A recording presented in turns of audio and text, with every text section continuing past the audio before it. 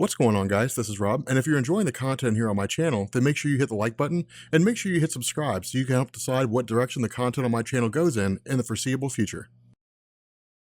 So it recently occurred to me that I do not believe we ever covered Superman, Lois, and Clark. I thought we did. I thought we had at some point, but apparently we did not. And I feel like this story really needs to be done just for the simple fact that it helps to sort of flesh out the Superman mythos. I was going through my videos and I didn't see it listed there, so unless I disguised it from myself, unless I hid my video from myself, I don't know why it would be there. But the fact remains here that this is a really, really cool story because this is where Dan Jurgens basically begins the process of fleshing out his Superman character. This is when he begins the process of showing us how the New 52 Superman arrived in the New 52 a la DC Rebirth. Now, what this does is this stems out of the Convergence event. Now, Convergence was really, really, really bad. I mean, it was not a very good story at all, so we're not going to cover it. But the only thing we really need to know is that the ending was very similar to Crisis on Infinite Earths. The difference is that where Superboy Prime and Earth 2, Superman and Lois Lane, and Earth 3 Lex Luthor went to the Paradise Dimension, at the end of Convergence, the various superheroes who survived the Convergence event were allowed to go back or go to whatever universe they wanted to go to. Some chose to go back to the universe they originally hailed from, which meant that they were basically going to be destroyed when their universe was destroyed during Crisis on Infinite Earths or something along those lines. But the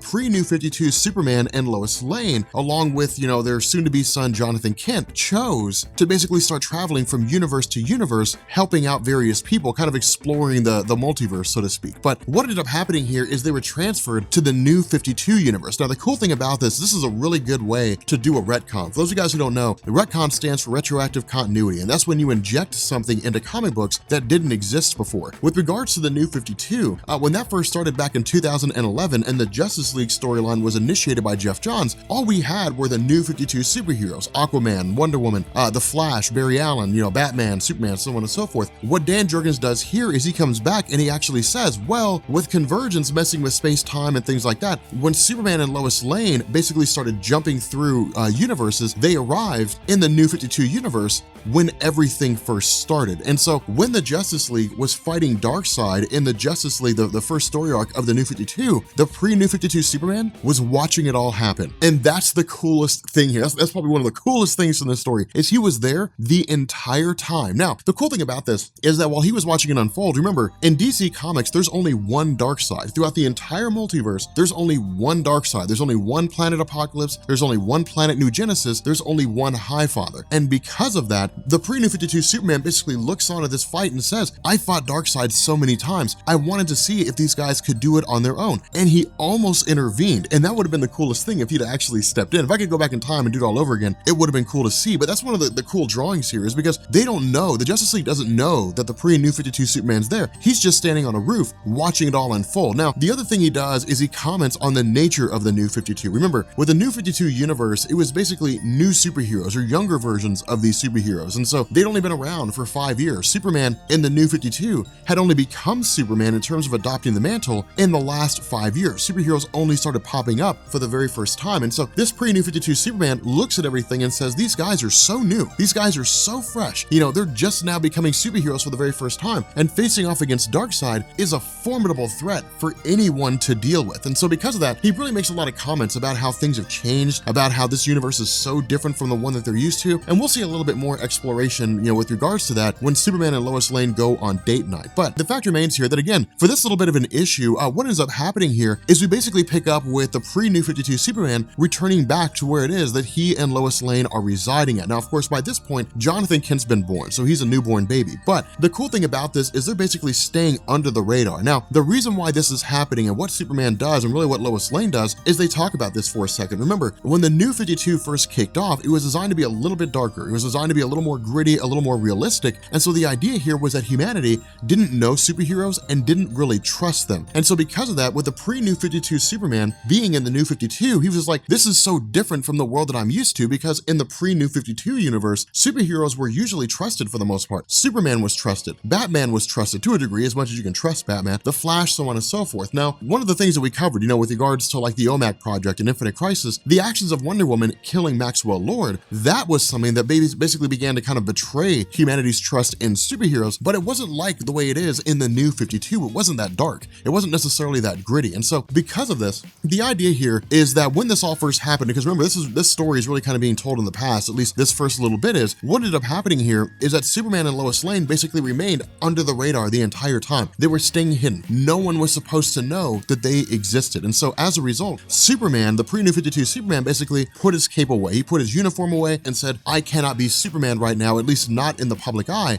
I'm going to have to operate behind the scenes. And so what we do is we basically pick up with the modern day, more or less. And when I say the modern day, I mean maybe a couple arcs before DC Rebirth officially started. So, take that for what it's worth. But for the most part, it's all pretty much the same thing. Jonathan Kent's still around the same age. Lois Lane's around the same age now. Superman is, for the most part, you're pretty familiar with this. So the idea here is that we really get a lot of character emphasis by Dan Jurgens. That's one of the reasons why I loved this so much. And this really, the reasons why I absolutely just adore Jonathan Kent's character, because he's just a young version of Superman. And he's exactly what we would expect with a kid that has superpowers. Now, one thing to keep in mind is these powers have not quite manifested yet. These powers are still basic, and they don't even know if or when these powers are going to manifest. Now, with regards to what Dan Jurgens does, he actually blends this in with the nature of being a parent, in the sense that there's no guidebook, there's no handbook on how to be a parent. You do the best you can. When you're Superman and you're Lois Lane and you have a son and he's probably going to have superpowers, that compounds the nature of just being a basic parent. But the other half of this is that Jonathan is being taught work ethic. He's being taught chores. He's being taught that you have to work for things in life if you want to be able to find any measure of long-standing and sustainable success. So again, it's basically teaching the lessons that Superman learned from his father, Jonathan. It's teaching the lessons that Lois Lane learned over the course of her career and from her family. This is all stuff that's being passed down, and that's one of the reasons why it's so cool. Now, in terms of what it is that Superman, the pre-New 52 Superman's been doing, and for the sake of this video, we're just going to call him Superman.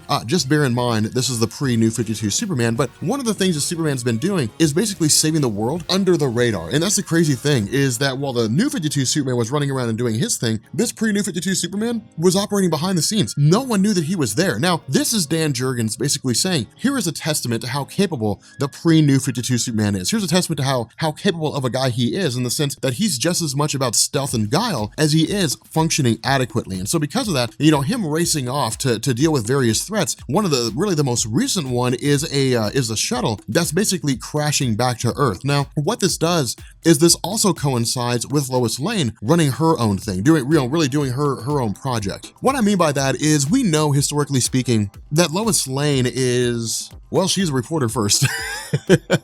There's no other way to hit it. For those of you guys who are familiar with her character, she was based a lot on a woman, or I guess, yeah, really a woman named Torchy Blaine. But she's really like a no-nonsense, gritty, do what it takes to get the story. And what's happening here is, if Superman's operating behind the scenes as a superhero, Lois Lane is more or less doing the same thing, but doing it in the best capacity she knows how, publishing stories on crime that would otherwise remain hidden. Now, that's one of the benefits about this, is because really a lot of the stories that were going on with regards to Lois Lane, the New 52 Lois Lane, well, she was focusing on, the superhero landscape and kind of fleshing out the superhero themes. With regards to this version of Lois Lane, she'd been around for decades, and so her focusing on superheroes was long since past. By the time, the New 52 came around, DC couldn't do anything but have her focus on crime and things like that. And that's really where her character grew and her character was fleshed out, is she was basically the public image crime-fighting arm of the press, where Superman was the crime-fighting arm of the superhero community. So it really went hand in hand. But the fact remains here that Lois Lane is meeting with a woman named Cora. And the reason why is because what happens is Lois Lane publishes articles, and then she in turn gives them to Cora, and Cora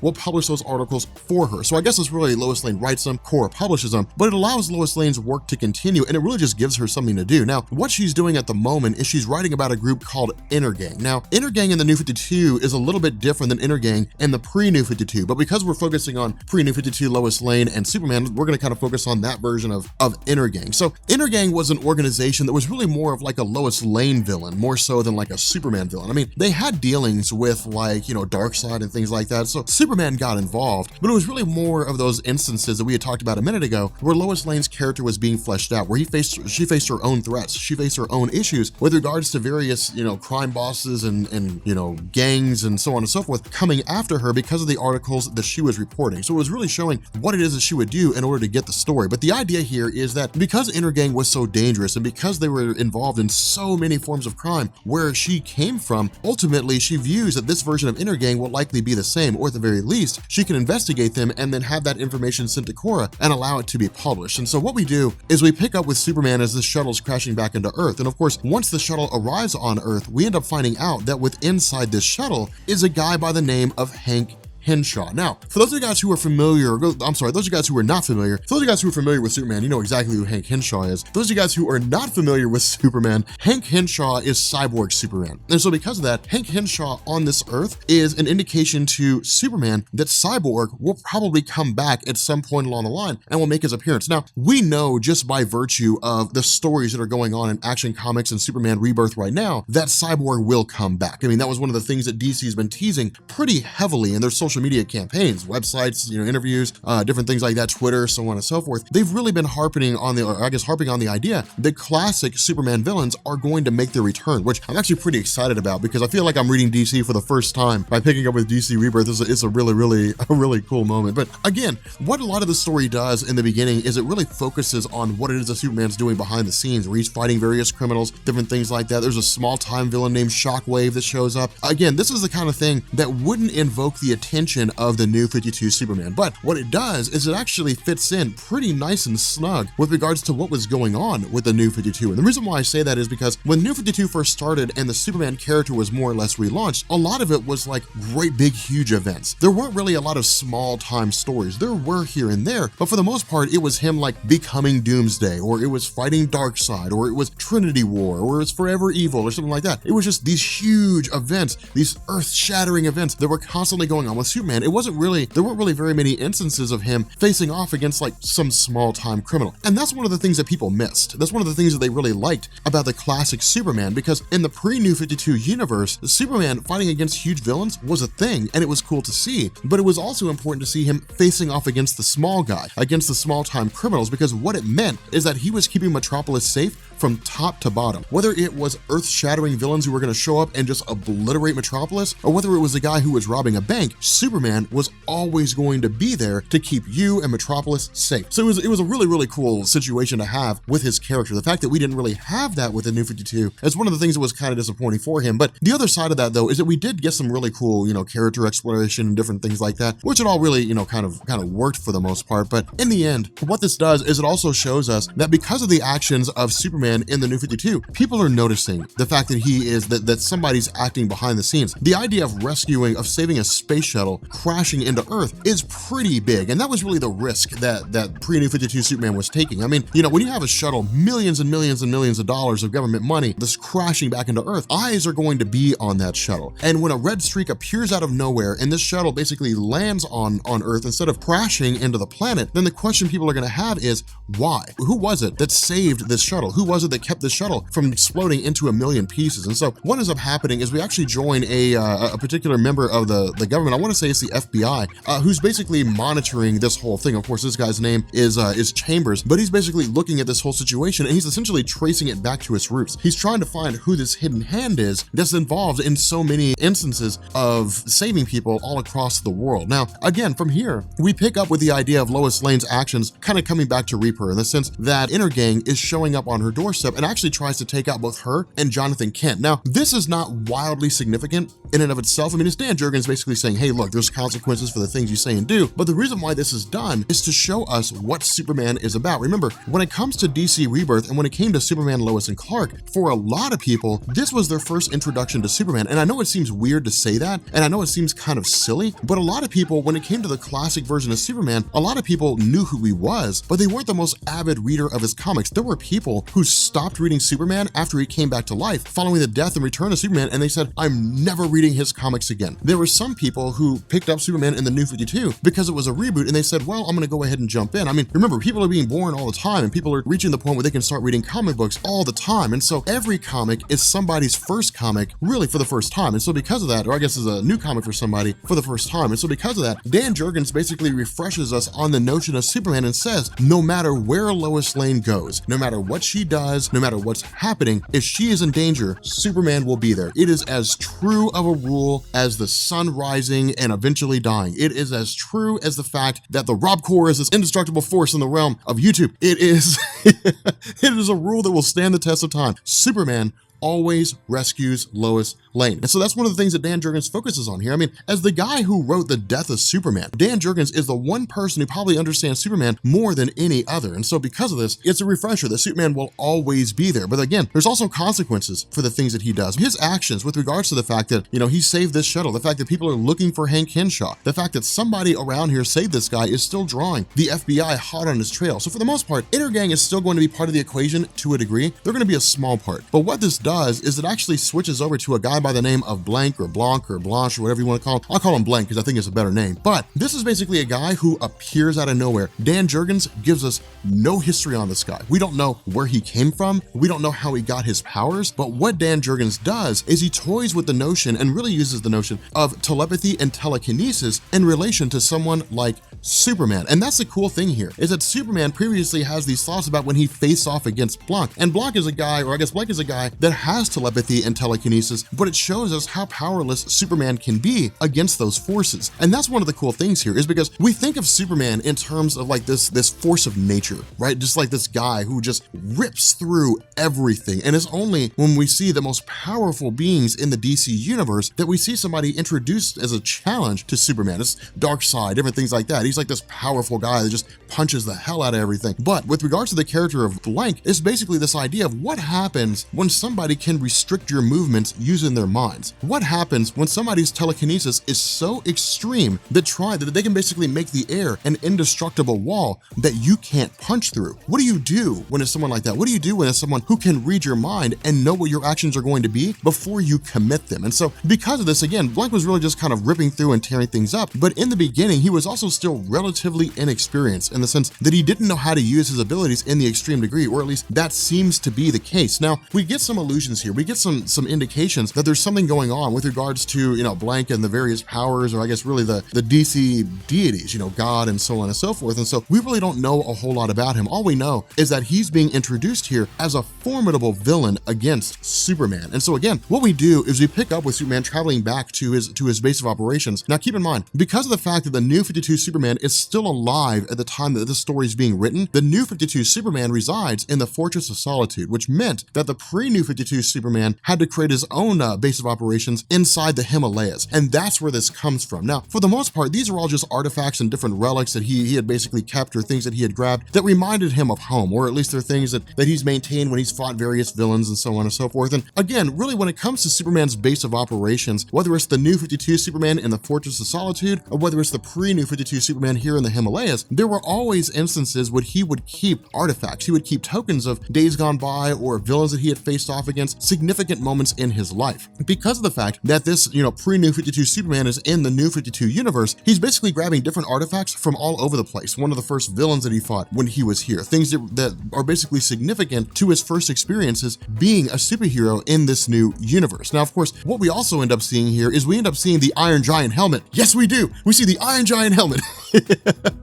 And that's one of the coolest things here. I was so excited when I saw that. And I don't know if there's like an Iron Giant and like Superman crossover story. And if there is, I really want to cover it because I love Iron Giant. Vin Diesel was such a cool Iron Giant, even though he just kind of grunted a few times here and there. Like, it was pretty cool. But again, because of the fact that Hank Henshaw exists in the New 52, the biggest concern to Superman is that he's going to become cyborg. And so in a lot of ways, he's put him on stasis. But the other half of this is because of the fact that really it seemed like cyborg Superman was in a state where he could presumably die. But the problem with this is that in the midst of Superman investigating him, suddenly Hank Henshaw seems to develop all these powers in and of himself. Now, what we end up finding out is that this is actually not Hank Henshaw, or at least it is, but he's being controlled by Blank. Blank has basically made his return. And what ends up happening here is through the efforts of both Hank Henshaw as a normal human using the telepathy and telekinesis of Blank, he's able to overpower Superman. Now, in truth, it doesn't mean that Hank Henshaw is on the same level as Superman, certainly certainly not right now. What it does mean is that it allows Dan Jurgens to kind of begin moving in the direction of allowing Blank to be freed. And so that's what we end up finding out here, that following his defeat by Superman, that Blank had been thrown into a cell of sorts where he would be held prisoner until Superman could figure out what to do with him. And so because of this, we basically stand on the precipice of Blank being free. Now again, this is not the most important thing ever, but again, it's basically Dan Jurgens setting the stage and showing us how dangerous things can be with regards to a villain of Blank's capacity. Now, at this point, we kind of jump back to the past again, shortly after the arrival of Superman and Lois Lane in the New 52. And what they do is they actually go on a tour of Metropolis. And this is interesting because what ends up happening here is they kind of comment on the nature of Metropolis. Remember, because of the fact that the New 52 was supposed to be more grounded, it was really a reflection of the real world. It wasn't really a reflection of like the comic book fantasy world. And so with the pre-New 52 Metropolis, it was really more of like a futuristic type of setting. I mean, it wasn't wildly into the future so far that it was unrecognizable, but it was an indication of what humanity could become, of the kind of cities that we could build, how great things could be. And so because of that, Superman and Lois Lane are essentially walking around and saying, this is nothing like our version of Metropolis. It's not nearly as clean. The people aren't nearly as kind. The superheroes aren't nearly as well respected. It's not like the one that we're used to. But what it also does is it sets the stage for an important conversation when they basically say, well, sure, it's not the Metropolis that we come from, but it could be. Now, they don't mean this in like a nefarious way, right? Like they're not talking about like, we're going to obliterate this earth and replace it with our Metropolis. No. What they're saying is that humanity simply hasn't reached the same level of trust with superheroes that Superman is used to, but they can. It will just take time. So that's kind of the cool thing, is because it's basically injecting hope in a series of stories that would have otherwise been really, really dark and really, really gritty. And so again, I think it was kind of a much needed scenario here. But then we end up finding out that the Superman shirt that Jonathan Kent wears so much was bought by Lois Lane on their trip to Metropolis. So for those of you guys who picked up with Superman Volume 1 as part of DC Rebirth, that's where this shirt comes from, is it was bought in Metropolis. So it's just these cool little moments, these cool little back and forth tidbits here. But what ends up happening is, of course, they actually run into Jimmy Olsen. Now, of course, this is New 52 Jimmy Olsen, but as soon as that happens, they're just like, we gotta hide.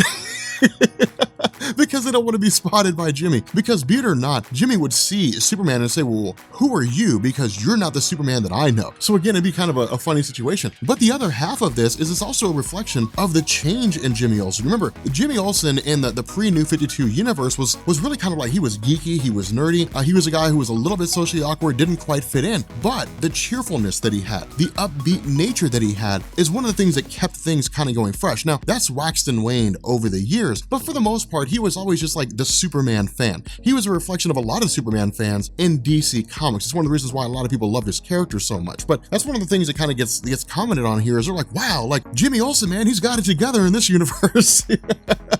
He's got a girl and everything. Like, he's not that socially awkward weird guy. So again, what ends up happening here is the two of them actually spend the night in a hotel. Now, the cool thing about this is that this is where Lois Lane presents Superman with his black uniform. Now, of course, we know from the current run of Superman in DC Rebirth that the significance of this black uniform is it reflects where he is in this particular story. He's operating from the shadows. He's a hidden hand. He's someone that people aren't supposed to know about. So again, it's really kind of a cool exchange back and forth between the two of them. But jumping back to the modern day, what ends up happening here is we pick up with Lois Lane traveling to meet Cora alongside, Jonathan. And what ends up happening here is this event coincides with Superman Truth of the New 52. It coincides with the New 52 story where the New 52 Lois Lane dumped out to the world the identity of the New 52 Superman. So this covers a pretty good amount of ground pretty fast in terms of the amount of time that goes on, but you wouldn't realize it. Like, you wouldn't notice it just by virtue of the way the story is being told. So again, it's pretty solid in terms of the way it all unfolds. But with regards to Lois Lane being pursued by Bruno Mannheim, basically the leader of Inner Gang, what he does is he more or less sends a message, where he doesn't really even say anything to her. He just kind of talks to her for a little bit and says, look, we wouldn't want you to get lost, just want to make sure you're okay. It's basically sending a message to her saying, we know who you are. We know what you look like.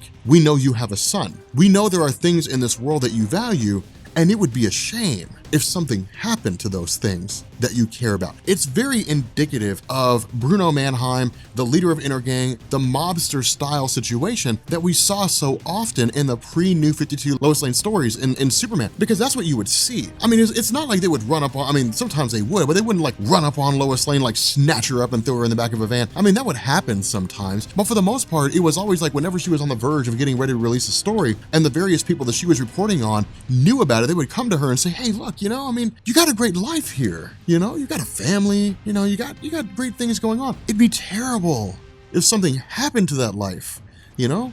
Be smart.